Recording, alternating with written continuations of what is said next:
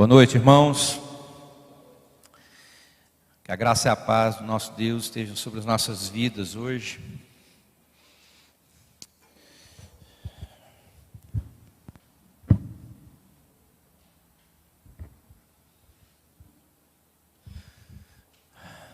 Todos aí? Todos firmes? Amém, né? Graças a Deus estamos aqui. Independente de talvez como estejam as coisas, independente talvez da maneira como as coisas talvez estejam acontecendo em sua vida, independente disso, Deus é bom para conosco. E eu quero trazer hoje para nós uma palavra. Eu vou ler um texto que está em Romanos 14, no livro de Romanos, no capítulo 14, no versículo número 8, que diz o seguinte: porque se vivemos, para o Senhor vivemos, se morremos, para o Senhor morremos. Quer pois vivamos ou morramos, somos do Senhor. Anthony Burgess, pelo nome muita gente não vai conhecê-lo, mas pela obra talvez dele, alguns saberão de quem eu estou falando aqui agora. Ele foi um escritor que foi consagrado no século XX. Uma das suas obras mais conhecidas, para quem é mais antigo aqui, que vai se lembrar de um filme chamado A Laranja Mecânica. Ele escreveu o livro que inspirou esse filme. E esse filme, eu lembro que esse filme na década de 80, ele fez um sucesso muito grande, estrondoso. E esse cara, na verdade, na década de 50, mais precisamente em 1959, ele foi diagnosticado com uma doença e eles deram pouco tempo de vida para ele. Deram pouquíssimo tempo de vida para ele. E por conta disso, ele começou a escrever freneticamente inúmeros livros, inúmeras obras, umas delas, A Laranja Mecânica. E a preocupação dele era o quê? Era deixar um legado para a sua esposa, porque ele se preocupava com as questões financeiras com a qual ela poderia ficar. Bom, o resumo dessa ópera foi o seguinte: foi um diagnóstico falso. Ele ainda viveu mais 4 décadas, ele morreu no final dos anos 90. E a grande questão é que aquela a quem ele estava preocupado, que era a esposa, morreu 8 anos depois do diagnóstico que ele teve. Ele começou a escrever preocupado com ela mesma morreu 8 anos depois, e ele ainda levou mais de 40 anos para que ele morresse. Com certeza, eu digo para vocês uma coisa aqui hoje. Com certeza, a maioria de nós aqui já há uma grande possibilidade de ter vivido metade da sua vida. E aí você poderia dizer assim: mas você está com 50 anos, com certeza, né? Mas aí que está o detalhe, não há certeza para ninguém, que pode ter uma pessoa com 10 e ela poder morrer com 15. Então ela já teria vivido mais do que o tempo que ela foi destinada a viver nessa terra. Nesse domingo, aproximadamente 150 mil pessoas morreram hoje, no mundo. Até o final agora, do dia 31 de dezembro, serão realizados no mundo mais de 55 milhões de funerais. Nós ficamos assustados quando nós vemos esses números, mas a porcentagem de nascimentos, ela acontece no dobro do que aqueles que morrem. Tanto é que nós ultrapassamos a faixa dos 8 bilhões de habitantes na Terra. Então a pergunta que eu faço para você é a seguinte: o que você está planejando para 2023? Quais são os seus planos para 2023? Ou poderíamos até melhorar um pouco essa pergunta: O que você faria se você soubesse que você iria morrer em 12 meses? Daqui para um ano. Se você soubesse com quase exatidão quando você iria morrer. E aí nós lemos um versículo desse, em que Paulo traz para nós, que fala que se nós vivemos, para o Senhor vivemos. Se morremos, para o Senhor nós morremos. Quer vivendo ou morrendo, fala que nós somos do Senhor. A grande questão é que nós vivemos, na maior parte do tempo, inconscientemente considerando a morte na nossa vida. Quer que eu te prove que você não vive conscientemente com a questão da morte, mas inconscientemente você vive com ela? Tem um dado que fala que se você ler, está lá no computador, no Instagram, seja onde for você estiver, se você ler a palavra morte, ela não leva nenhum segundo para você ler. Você vai levar o que eles chamam lá de menos de meio segundo para você ler essa palavra. Automaticamente, essa palavra, quando você a lê, no seu inconsciente, é promovida mudanças em você. Só que você não se apercebe disso. Você, nesse menos de meio segundo, você é capaz de repensar a maneira como você vive, você revê os teus valores, você vê a questão da sua alimentação, você pensa na forma como você vive. Embora você pensar sobre isso não reflita necessariamente em mudança na sua vida, tá? Porque uma coisa é você ter a decisão, outra coisa é você agir em favor daquilo e provocar a mudança na sua vida. Mas nós todos vivemos no nosso inconsciente. Tanto é que tudo que nós promovemos ou fazemos é no intuito de nos afastarmos da morte. Nós procuramos fazer atividades físicas dentro do possível, nós procuramos melhorar um pouco a nossa alimentação, nós fazemos coisas no nosso dia a dia que façam com que nós vivamos de uma maneira melhor. É por isso que nós fazemos isso. Só que nenhum de nós somos capazes de admitir que nós fazemos isso porque nós temos medo da morte, ou nós não queremos morrer. Que também pode ser uma questão de uma pessoa te dizer que não tem medo da morte, mas ela não quer morrer, porque ela quer estar viva aqui nessa terra. E nessa questão que nós estamos lendo aqui agora, de que fala, o que nós faríamos então se nós soubéssemos desses prováveis 12 meses de vida?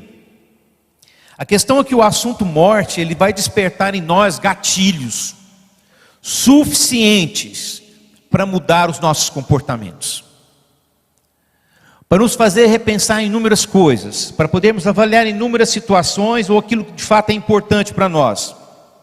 O que torna essa questão difícil para nós é que nós vivemos o tempo todo pensando na questão da morte sempre de uma maneira muito inconsciente. Ela não é consciente, sempre de uma maneira inconsciente.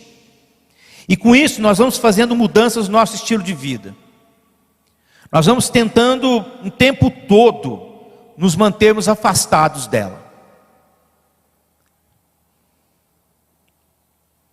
Ao contrário disso, olha só, ao contrário disso, nós viveríamos muito melhor, se nós aceitássemos a morte como parte da vida. Ela faz parte da vida. E se esse conhecimento fosse integrado às nossas escolhas e também aos nossos comportamentos. Escolhas e comportamentos. Porque quando você anda ou você vive com essa certeza, com essa iminência, com essa possibilidade, você não vai desperdiçar o seu tempo, você não vai perder tempo com pessoas que não agregam, que não acrescentam, você faria melhores escolhas para você, para a sua vida e para a tua família. Olha o que a professora de psicologia da Universidade Salzburg, na Áustria, Eva Jonas fala: entender a escassez da vida pode aumentar a percepção de valor da vida e desenvolver um senso de que estamos todos no mesmo barco, aumentando a tolerância e a compaixão e minimizando as respostas defensivas. Isso quer dizer então que se eu tenho a noção exata dessa escassez de vida, de verdade você vai desperdiçar seu tempo, você vai jogar fora, porque o que nos torna infinitamente diferentes de Deus é que nós somos temporais. Nós temos tempo nessa terra, agendado para aquele dia em que nós nascemos, àquele dia em que nós morreremos. E isso nos torna infinitamente diferentes de Deus, porque Deus, Ele está fora da questão do tempo. Deus não é temporal, Ele é atemporal. Deus me vê agora, no dia em que eu nasci. Ele me vê agora, nesse momento aqui onde eu estou. E me vê agora também, no meu último dia de vida, no momento que eu estiver morrendo. E me vê agora na eternidade. Isso é uma loucura para a nossa cabeça. Porque os únicos que estão presos no tempo somos nós. Quem não tem condições de se desvincular do tempo somos nós. Então o tempo que você perdeu hoje, o tempo que você jogou fora, o tempo de qualidade que você perdeu, seja com a sua família, seja com Deus, seja com você mesmo, você não há como recuperar ele. Porque você está preso no fator tempo. Talvez isso explique, porque quando algumas pessoas se veem nessa iminência, nessa possibilidade, elas desesperam. Porque não há tempo mais de fazer muitas coisas, talvez. Mas o que Cristo quer trazer para nós nessa palavra é exatamente a questão de que o senhorio de Cristo permeia todos os aspectos da nossa vida. Todos os aspectos da nossa vida. Nós não vivemos para nós mesmos. Você não vive para você mesmo. Você vive para Deus. Você também, ou eu, ou nós, não morremos para nós. Eu não morro para mim e nem você morre para você. Mas nós morremos para Deus. Por certo, todos os nossos atos e palavras podem até afetar os outros, mas não é o que Paulo está trazendo nesse texto para nós.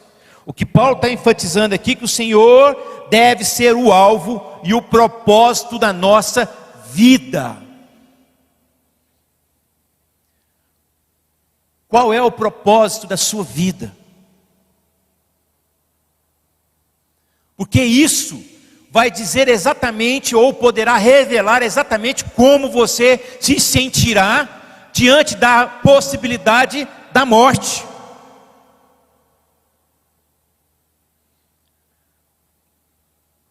O nível de relacionamento que você tem com Deus, a profundidade dessa intimidade que você tem com Deus, vai determinar, vai dizer como você encararia uma situação dessa. Porque se o teu propósito tem a ver só com você mesmo, porque se a tua razão de existência só tem a ver com você mesmo, ou com aquilo que você quer para fazer para você mesmo, eu digo que diante de uma possibilidade dessa, você entraria em desespero. Eu não estou dizendo aqui que você não teria medo. Não se trata disso. Porque é algo que todos nós, na verdade, desconhecemos. Ninguém aqui morreu e voltou para contar como é que foi. E aí está um ponto muito importante, porque tudo que nós fazemos, tudo, gente, tudo, presta atenção, é tudo.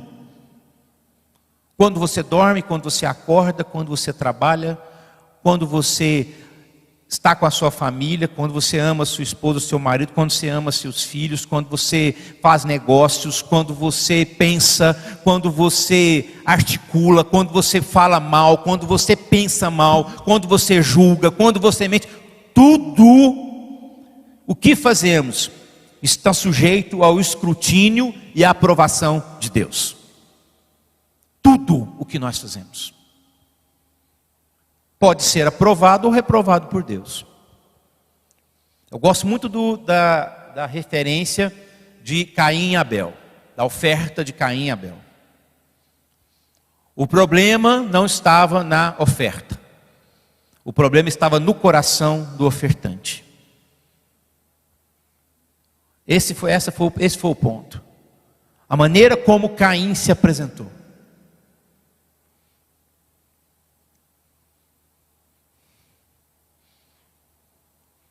Então Cristo passa a ser então o parâmetro para medirmos as coisas, até mesmo na morte. Até mesmo na morte. Esse acontecimento que com certeza nos levará para junto de Deus, para estarmos lá na presença dEle, tem que também glorificar a Deus. Tanto na vida quanto na morte, nós somos o Senhor.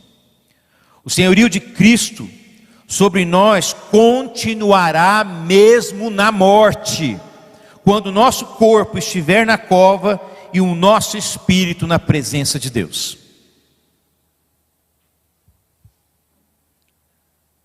O quanto você tem certeza da sua salvação em Cristo? Ontem mesmo eu assisti a um documentário. Peraí.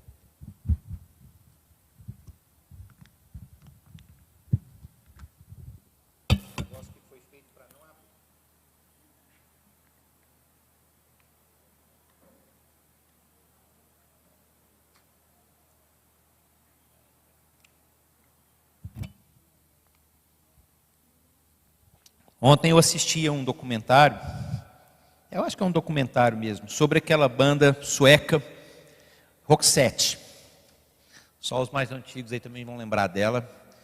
Ela fez muito sucesso aí final dos anos 80, anos 90. Estava tocando agora até uns 2, 3 anos atrás, eles estavam tocando. E quando é que eles estavam no apogeu do sucesso? Quando eles estavam viajando o mundo inteiro. Eles estavam atingindo o pico de vendas e vendendo 50, 60, 70 milhões de discos, rompendo no mundo. Eles estavam no topo no mundo inteiro. Aquela mulher foi diagnosticada com câncer, a vocalista do Roxette. Isso caiu como uma bomba em cima dela. E do grupo, da família, de todo mundo. Todo mundo ficou abaladíssimo com aquilo. E o que acontece com uma situação dessa? A pessoa pensa o quê? Eu vou morrer. Mas o grande detalhe é que, por mais que nós não tenhamos nenhum tipo de diagnóstico ou de alguma situação nesse sentido, nós vamos morrer. Mas é aquilo que eu falei no início, nós vivemos com aquela inconsciência sobre a morte, que nós não trazemos a consciência e a gente vive como se fosse algo muito distante de nós, muito longe da nossa realidade. E nós nos esquecemos que o que Jesus fez na cruz foi exatamente para mudar esse nosso estado. O fato de Cristo vir aqui nessa terra, de Cristo morrer naquela cruz, passar por toda aquela humilhação que Ele passou, foi para que nós não só não morrêssemos no aspecto físico, porque a questão da morte física no passado, sem o ato da graça de Deus naquela cruz, era um sinal de morte eterna. Era um sinal da morte eterna para nós. E Cristo vem então e fala que Ele vem para vencer a morte e nos dar o que então? Vida eterna.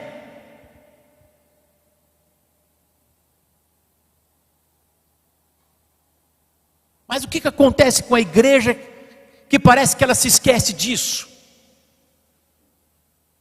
O que acontece com a igreja que parece que ignora ou não quer ouvir essa mensagem? De que nós somos do Senhor. Que nós fomos comprados por Ele com sangue. Que Ele morreu naquela cruz para nos dar vitória. Para não nos deixar vivermos sem esperança.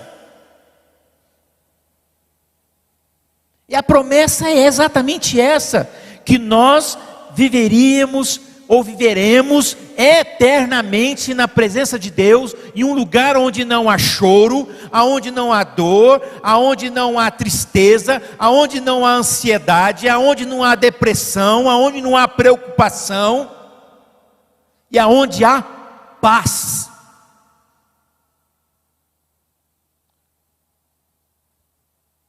Por que então nós nos esquecemos disso?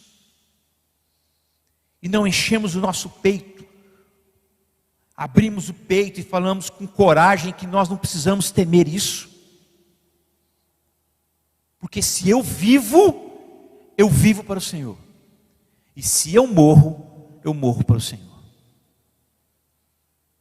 É isso, se trata somente disso na palavra.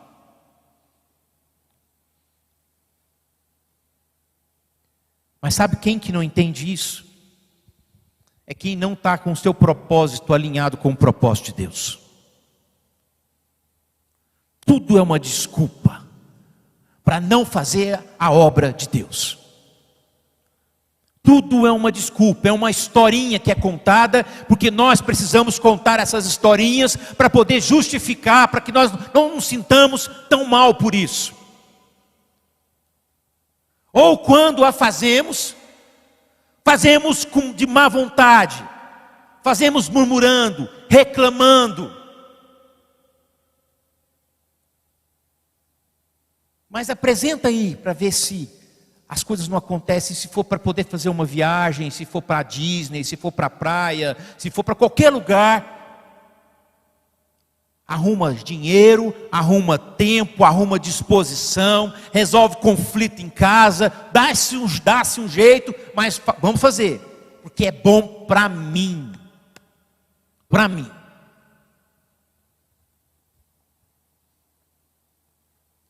No mesmo capítulo 14 de Romanos, logo no final, a partir do versículo 10, vai falar exatamente do que nos espera depois da morte. Coloca por favor aí, o Nelson, o versículo 10 do capítulo 14 de Romanos. Fala exatamente do que nos aguarda. Mas sabe o que nós estamos preocupados? Nós estamos preocupados com as nossas coisas. Nós estamos preocupados com a nossa honra, com os nossos princípios, nós estamos preocupados com os valores dessa terra e não dos valores do reino. Olha o que está escrito: portanto, você, por que julga seu irmão? E por que despreza seu irmão? Pois todos compareceremos diante do tribunal de Deus. Avança a mão um pouquinho, por favor, Nelson.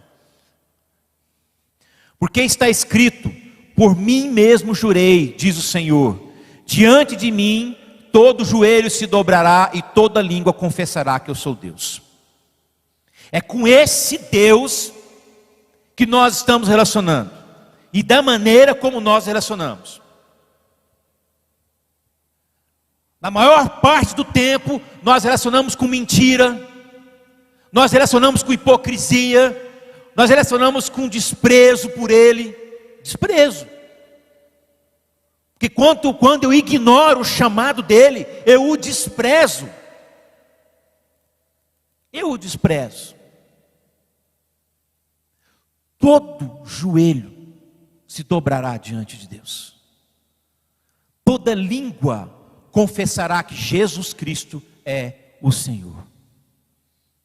Quando eu me converti, lá nos meus 22 anos, esse versículo era muito forte para mim. Eu fazia, quem vai lembrar, eu tinha uma confecção, fiz uma camiseta escrito isso, que todo joelho se dobraria diante dele e toda língua confessaria que ele era o Senhor. Não há um nessa terra que não vai se dobrar diante de Deus.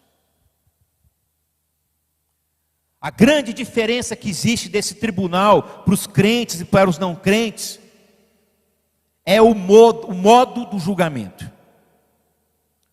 Para aquele que está perdido, é julgamento pelos pecados mesmos. Para os salvos, é julgamento quanto às obras que nós fizemos ou não fizemos. Esse é o julgamento nosso que nós vamos enfrentar. Porque os nossos pecados estão lavados em Cristo. Nós já somos, o nosso advogado é Cristo. Mas o que muda é a obra que nós fazemos ou deixamos de fazer.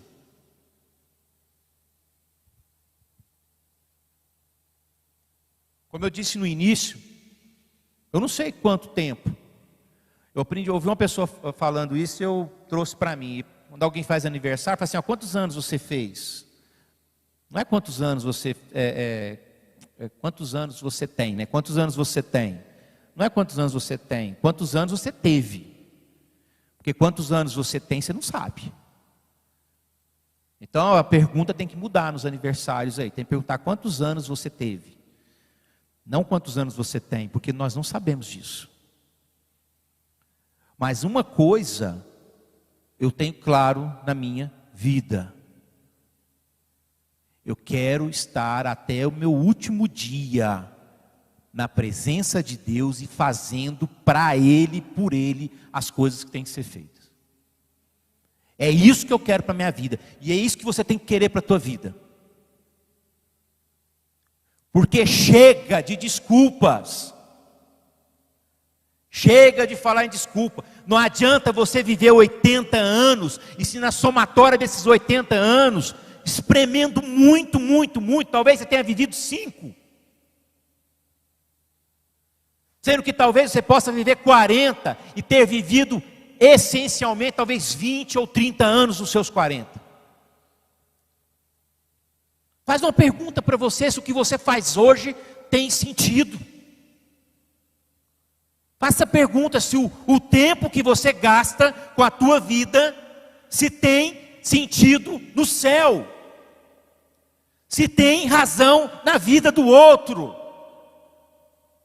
Se o que você faz tem relação em se importar ou transformar a vida de alguém. Não há nada melhor do que você ser um canal, um instrumento de Deus para mudar a vida de uma pessoa. Tirar alguém que estava caminhando para o inferno. Há algo mais recompensador do que isso?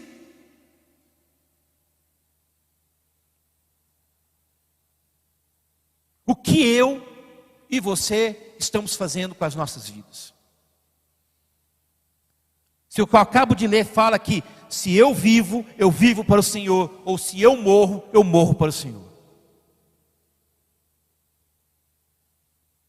Agora não adianta nós nos sentirmos apertados com uma palavra dessa, nos sentirmos, contra a parede, espremidos ou cobrados, ou nos sentimos até constrangidos, se nós não agirmos. Quanta dificuldade de alguém sair de sua casa para abençoar alguém. Quanta dificuldade de alguém pegar um carro, um Uber, um ônibus, seja o que for, e ir lá ajudar alguém. De orar pela vida de alguém. Quanta dificuldade.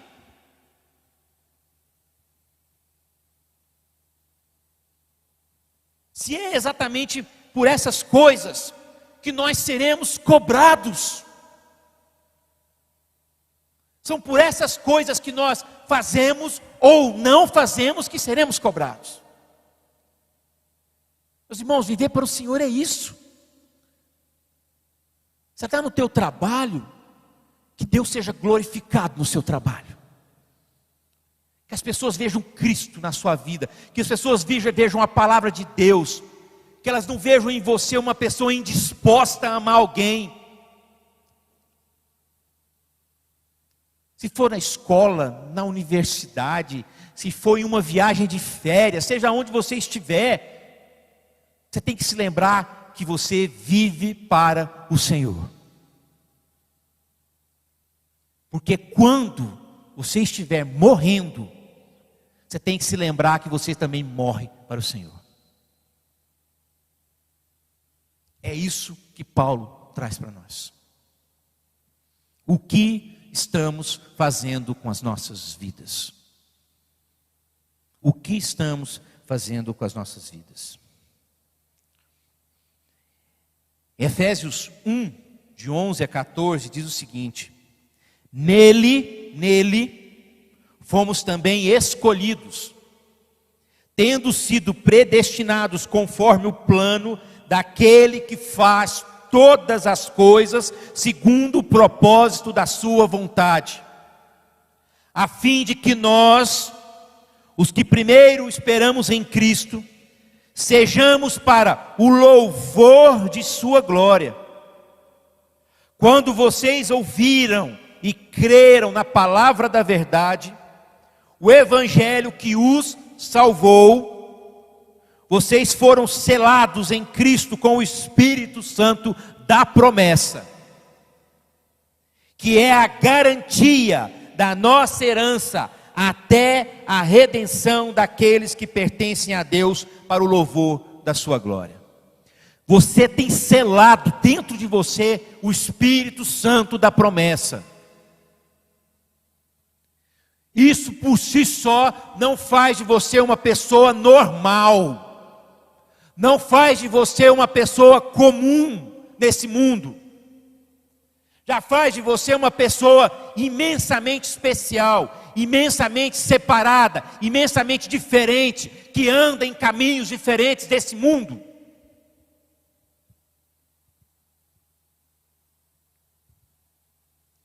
Aqui há sim uma certeza de pertencimento. Você pertence a Deus. Aqui é uma certeza de que Ele está presente em sua vida, mesmo que você não sinta, mesmo que você ache que Ele não está com você. Ele está com você, porque é o selo do Espírito Santo da promessa na sua vida. E o significado de vida não se resume a aqui somente. Vida para nós não é só aqui. Vida para nós tem uma continuidade num nível eterno e glorioso. De uma forma que nada, como diz Paulo, não há ouvidos que ouviram e nem olhos que viram o que Deus preparou para nós.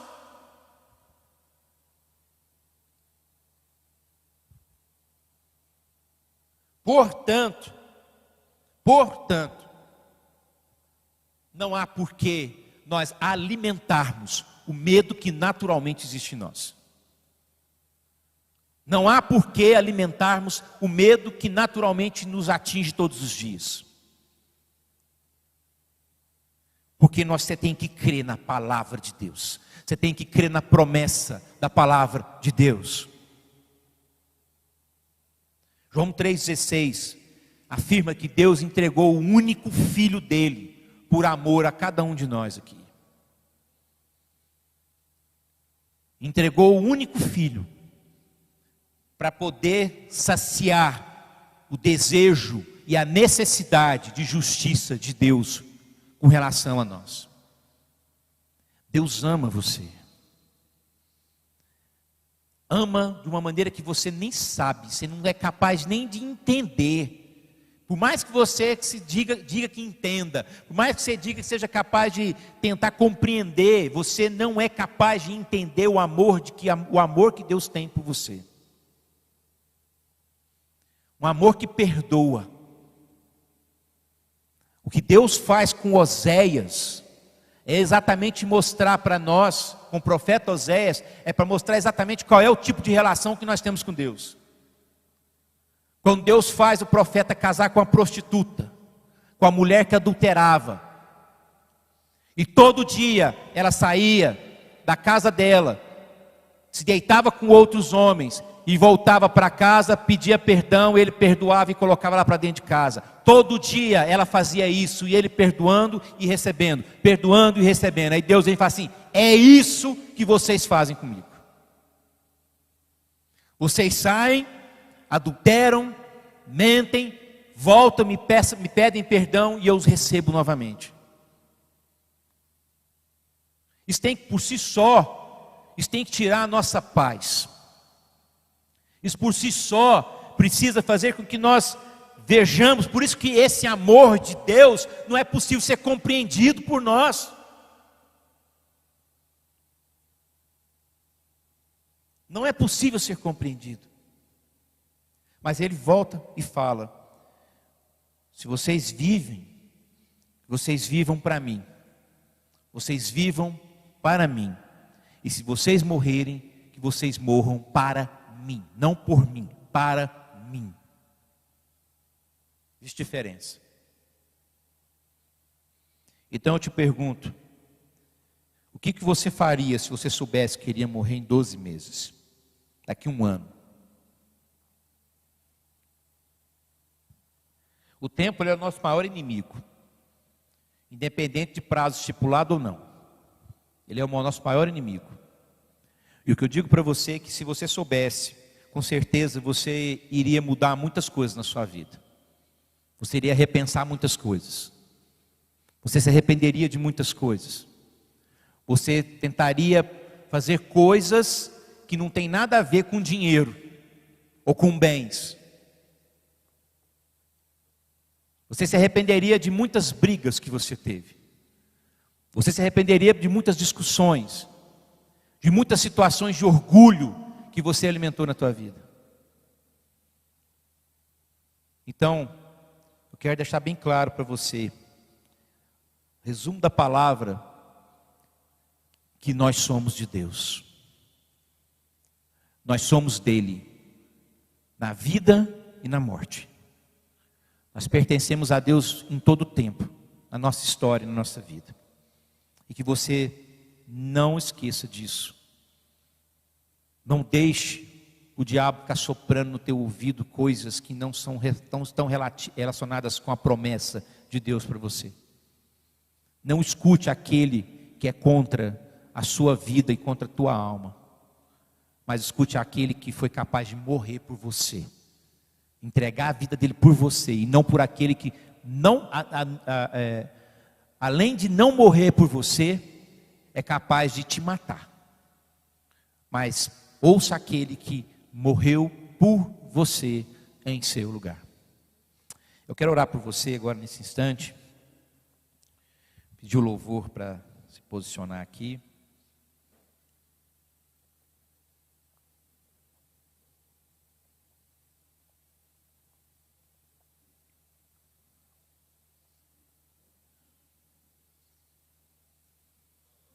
Logo após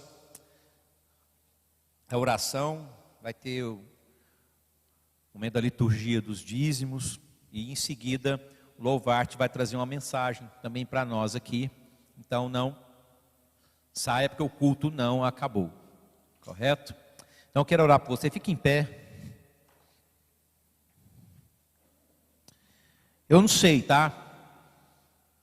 Mas Deus sabe como está seu coração hoje. Deus sabe qual é o medo, qual é a angústia, qual é a tristeza.